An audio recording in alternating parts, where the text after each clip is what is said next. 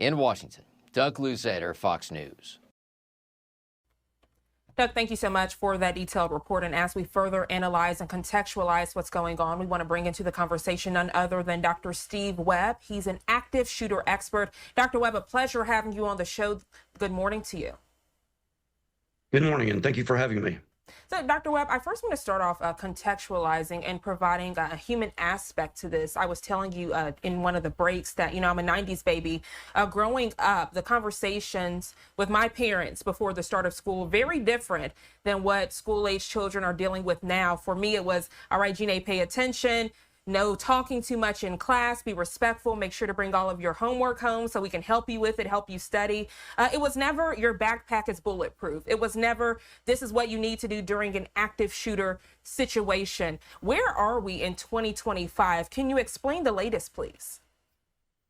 Well, sure. Social media has changed everything. It's turned the powerless into wanting to try to gain some type of power over others, separating themselves from reality. Listen, I traveled all across the nation to interview community members that have been in tragedies like Uvalde, Texas, Nashville, Tennessee, Parkland, and everywhere I went, somebody said, I can't believe it happened here.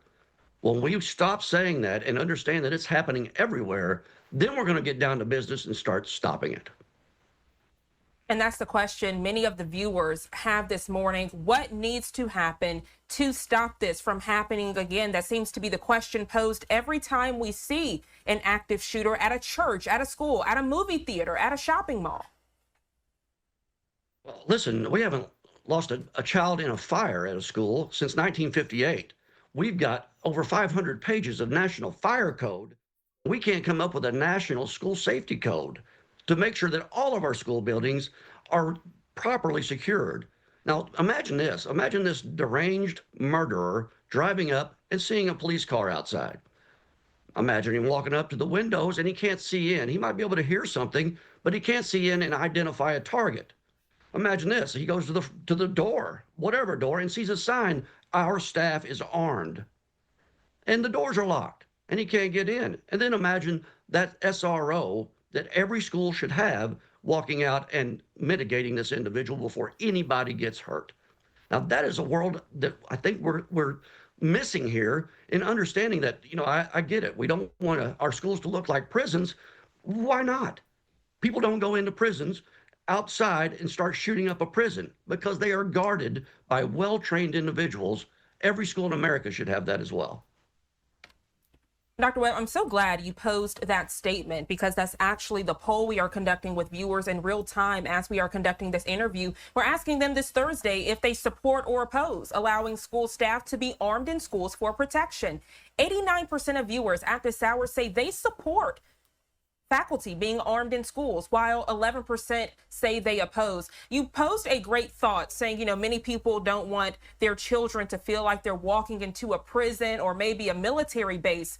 But if you think about it, what happens if teachers aren't armed? We saw the worst happen. Can you provide a positive and negative of that? Because we've also seen how in many times maybe there's a faculty member that isn't too happy with their school situation, and then you don't want that person who is armed to carry out the worst. Can you provide both sides of it, please? Sure, you can what if this to death. What if this teacher gets mad? What if this teacher drops their weapon? I mean, I've heard all of the excuses. The fact of the matter is there are some faculty members that shouldn't be armed, but there are some who are trained in maybe military, trained as a law enforcement officer, trained in something else, and then we can go train them further and make sure they're there to mitigate a situation like just occurred. Now, listen, it's going to be tough for people to swallow, but we need to have somebody that's trained in every school in America, and that includes our private schools. They have to still adhere to the fire code. Every school in America, if you've got children confined in an area, they should have somebody that's trained and armed to protect those children. We should demand it. Dr. Webb, really briefly, I want to go through the timeline of what happened at 8:27 a.m. Central Time. That was the first report of the shooting. 9:10, ATF responds to active shooter report. 9:20, the FBI heads to the scene. By 9:31, the suspect is dead, and we know that was due to a self-inflicted wound. Break down the timeline. What went right? What should have been done better? You know, they're in the metropolitan area. They had a quick response. They had people there in a hurry. But if you remember the Sandy Hook shooting, he shot 154 times in less than 5 minutes. The average response time is over 7 minutes. So we have to realize that we've got to take care of our own business in our own institutions and not just rely on that response to get there in time. There were a lot of things that these schools can do to deter an attack. We're just not doing it because we don't think it's going to happen to us. It's human complacency. Dr. Webb, after many of these tragedies, we know many school systems, even local governments, they go back to the drawing board to see what they can do to prevent this from happening in their own backyard. You being an active shooter expert, what tips, what advice would you share with those faculty members, even parents that are watching on the edge of their seats right now, wanting to be proactive to where if the worst does happen in their own backyard, what can they do to be prepared? Yeah, well, the first thing you need to do is make sure that your school districts are locked. Make sure the exterior doors are locked, the interior doors are locked, that you have one way in and one way out.